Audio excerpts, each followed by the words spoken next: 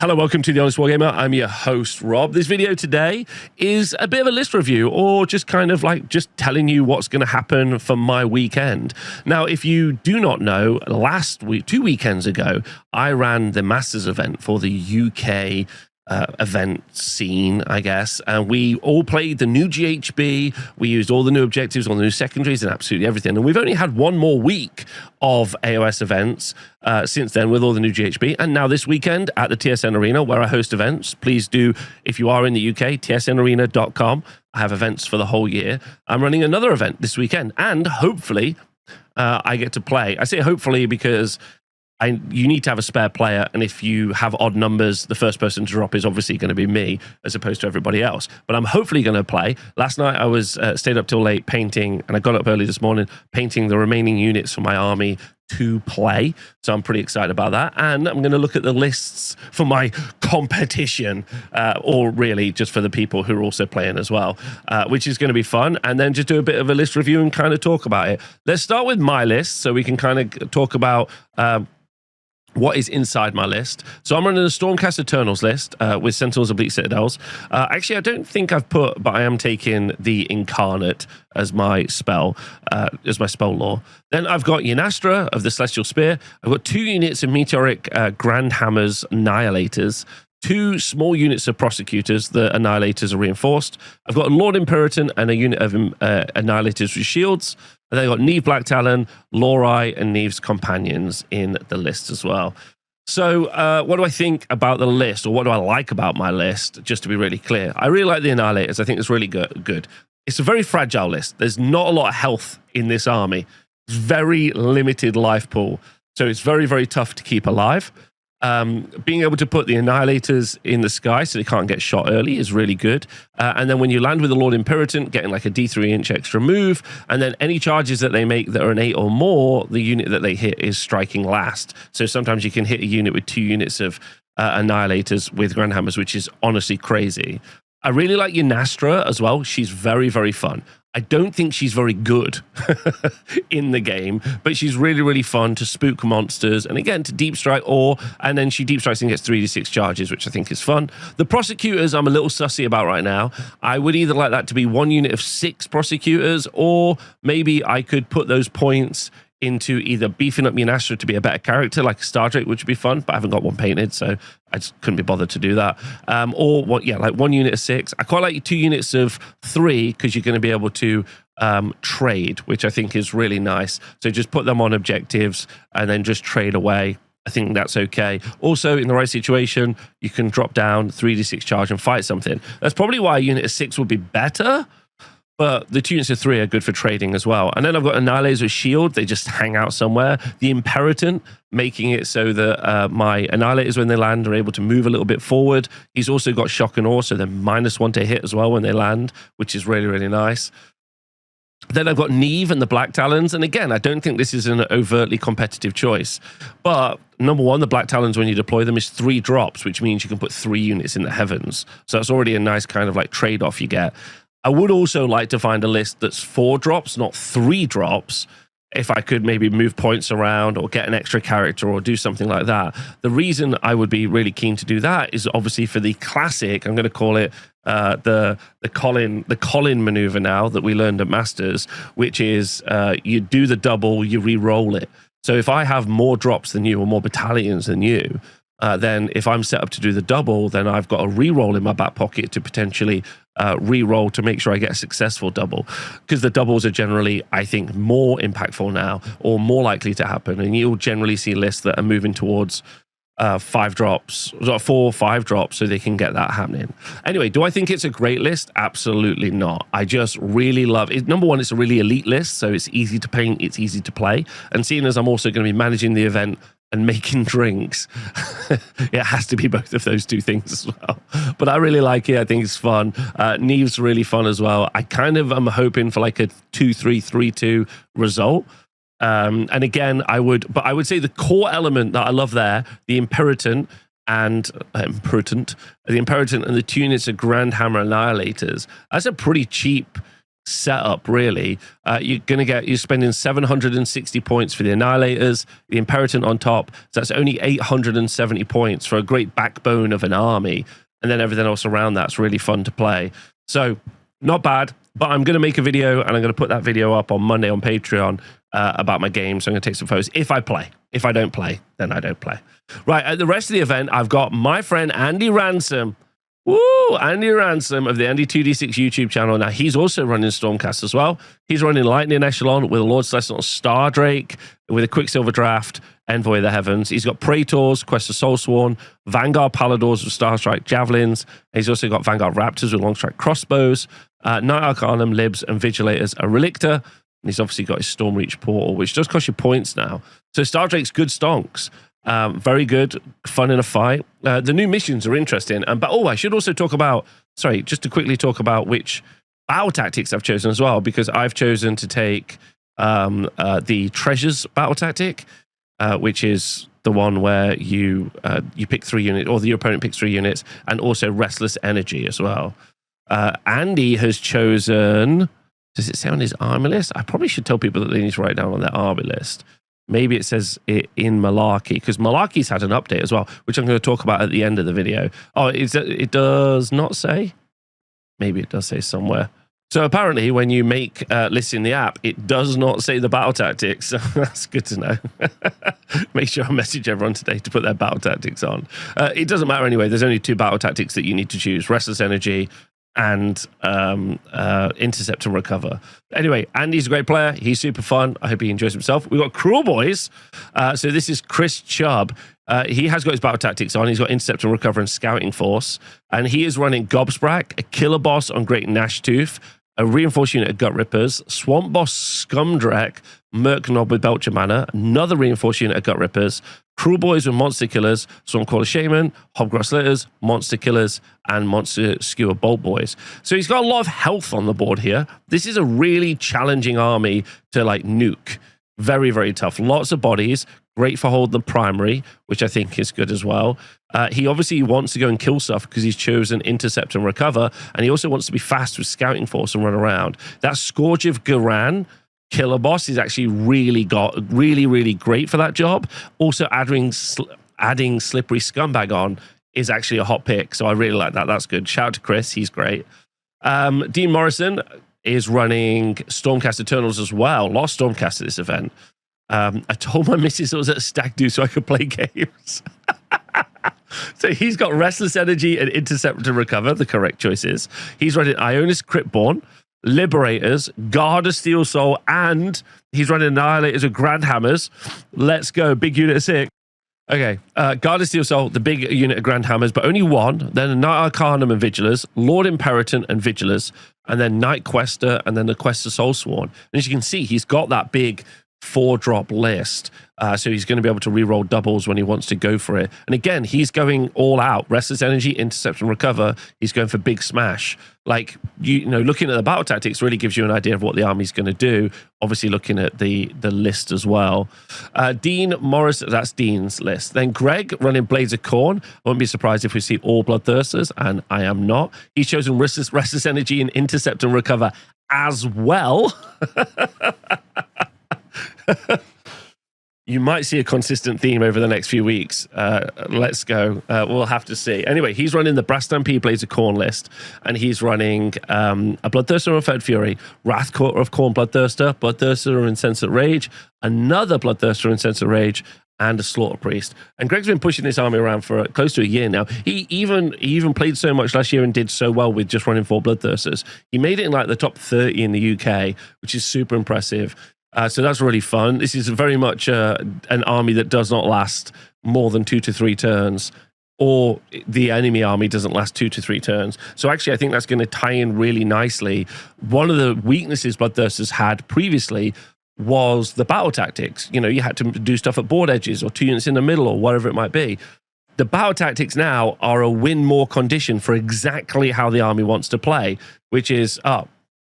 Greg also got a 5-0 at the last event as well.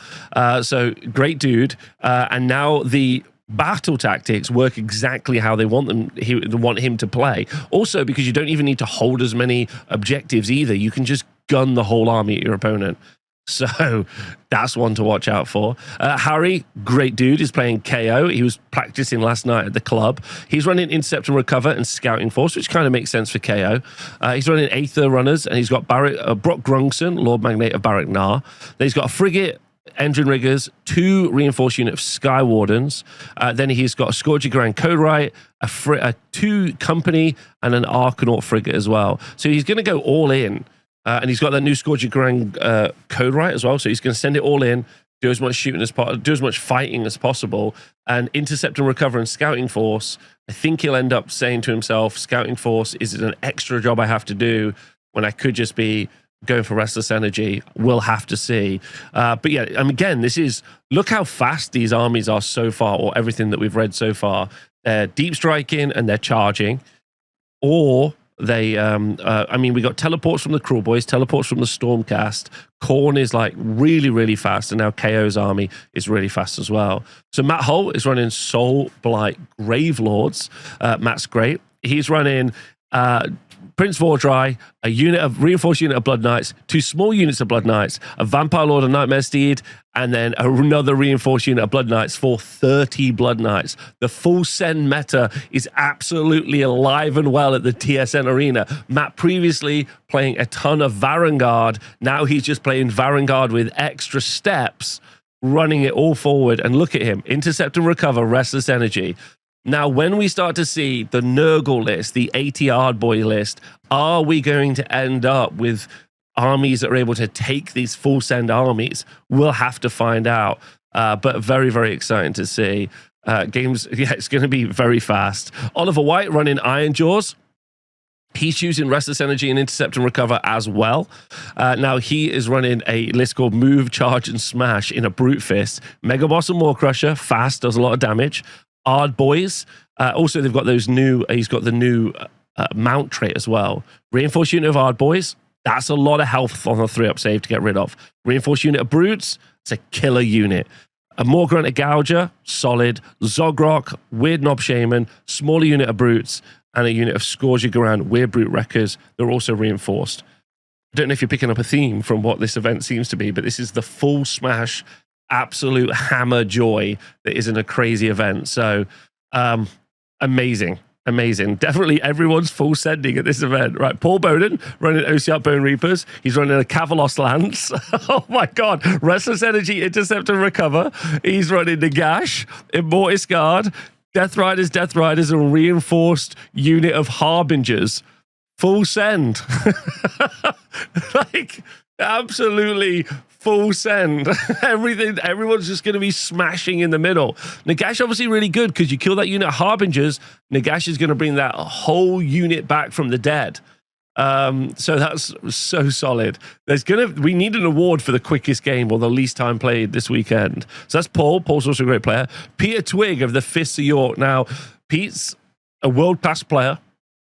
He hasn't really been playing in singles at all. I'm not sure what he's been doing, but he does run great events over at the Fist of York events in York, if you ever get a chance to go. Also, we've got a bit of a War of the Roses situation with Lancashire versus York, so a little bit hopeful there. So he's running the Veteran Cannoneers Cities of Sigmar list, and he's running Intercept, Recover, and Master the Paths.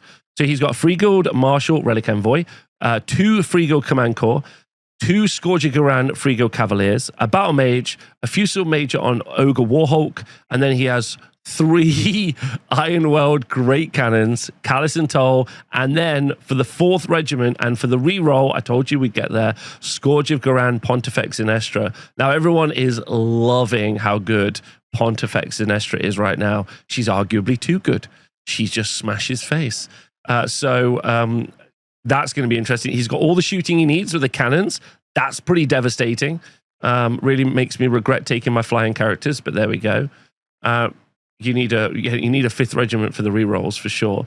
He's got the command corps. Again, there's this kind of meme conversation that's happening in the online space where having multiple command corps is really good. But there's that passing difference between the TTS style meta and your actual on-table meta. Are people going to buy 10 command corps? Probably not. But this is good. Pete also played Cities before, so this will be very interesting to see it play. Can it just handle being full sent into? That's the real question. Can it handle just everything being full send in? That's going to be really interesting. Those Cavaliers are so cheap. 30 health on a 3-up save for 320 points. Crazy good. Rob Hull, best Rob. We actually have a grudge round 1 where we're playing to see who's the best Rob. So fingers crossed I win. Otherwise, we're going to have to change everything about the channel. His list is called If Rob Reads This List Out, I'd Be Shocked. Outrage. This is Warhammer Rob. This is Warhammer Rob who does the stats. If you watch the stats show, he's playing this weekend. We're playing round 1. Rob is yet to beat me, so I kind of feel like Damocles' sword is hanging above my head. I feel a little weak at the knees, palms sweaty right now. I'm a little concerned for this weekend, but it's gonna happen. Anyway, he's running Soulblight Gravelords, Black and All of Blood. He is again running Intercept and Recover, but he's chosen Wrathful Cycles instead. So he's running a White King, Prince Vordry, White King on Skeletal Steed, 20 Blood Knights, Vampire Lord and Nightmare Steed, 3 units of 3 Fellbats. So I think the idea is the Fellbats go do all the work and score the points while he full sends everything in. So it's technically another full send list. And lastly, Craig Stobbs, maybe not a full send list. He's running Restless Energy and Intercept and Recover. There's definitely a theme this weekend, the full send weekend. And then he's running Sunclaw Starhost. And he's got Scourgy Grandsaurus, Old Blood, and Carnosaur. Everyone was really pumped about that when it got showcased. Go watch my video about it. Can it do the damage? He also has got that the mount trait as well now. Hunter Haunchy with Dark Pipes, really good. Hunter Haunchy with Starstone Bowlers, also great. Raptidon Chargers. Then he's got Saurus Scarvel and Agridon Lancers Reinforced, Lancers Reinforced, Saurus Guard, and then he's got the Realm Shaper Engine. So the real question is, does he have the punch to do the damage to everything else? We're seeing 3-up armor save Cav everywhere across the board. There's no Slan in this list. There's no Croak because of all the terrain. Now, the missions that we'll be playing are, if you go back and watch my mission video I talked about, we'll be playing the 5 good missions, in my opinion. So it's going to be a very fun weekend, and expect, if I'm not playing, then I'll make a more comprehensive video because I'll have time to like walk around and interview people and do stuff. And if I am playing, I'll make a video on Patreon about my games and my experiences and how it went. Because if you don't know, just to kind of keep you updated, sometimes I don't update the YouTube community about this. The venue that I work out of and I run, we have a new spare space downstairs. So we're going to be turning that into a bat rep room. So one of the things in the far future is, not too far future, like maybe 6 months time, we're going to have a 13th table in the TSN arena. And the goal is going to be to, we have an event at the weekend, like this weekend, and I can play, I'll just play 5 games. And then we're hoping, thanks to everyone on Patreon, and please feel free to help support me on Patreon, that we've got enough money, which is probably not true initially. I'll have to take a pay cut. But then what we'll do is we're going to hire an editor, and then that editor will like edit stuff down as I continue to make content through the week. So hopefully that'll be really fun. You'll get to see like 5 games of like edited tournament gaming, where, I'm playing against people and we're having a good time. So hopefully that's some fun stuff as well. Okay, so I also just wanted to point out that Malarkey, which is the app and website, it's not an app, it's an online site. It's what I use to run events for Age of Sigmar. It's a great website, and there's a bunch of extra stuff, which I've covered in the past. But I just wanted to talk about the fact that and also just to be clear, I pay for Malarkey. So this is not a sponsored ad or anything to do with that. Yes, the people who are involved with Malarkey, I know, and I think they're great people, and they're really passionate about making like the perfect online resource for like being involved in a game. And you can see that because it's expanded out from what you normally will see like with event stuff. And here you can see they've added out like more stuff to your profile. So this is my profile. As you can see here, I most often play Ed, which is perfect because I love Ed, and Ed's one of the greatest people. I'm always a spare player, so ignore the win rate. Okay. And then you've got a bunch of stuff. So the club, this is the club I'm in. So my club in my little group, the Curious Creatures. This is my little like local group that we all play games together. We have like a club night in Nottingham, which is nice. This is a collection. So this is a new thing that they've got where you can upload pictures of your collection of your miniatures and your models and everything else like that, and you can look at other people's collections as well, which is really, really fun. And I'll do that in a moment, and I'll showcase, like I'll have a look at some of the collections.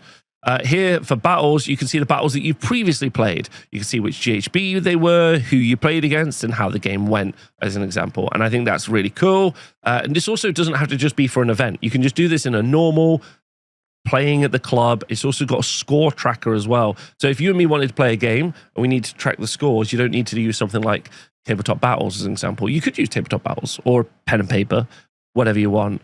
But we'll show you. These are the stats. So these shows you all your personal stats, which is really fun, and who you've played and when you've played and what's going on and the frequency in which you play, which is cool as well. Then you've got tournaments, the tournaments you've attended and everything else that's going on there. Lists that you've got, stories that you've written, because you can add stories to your games when you play them. Armies and characters are all things that you can create as well in here. So as you can see, like I was saying earlier, other people have obviously uploaded all their pictures for their stuff. And sure, there are loads of great social websites like Instagram and, you know, not TikTok, I don't think. Blue Sky. I use Blue Sky a lot. Please follow me on Blue Sky.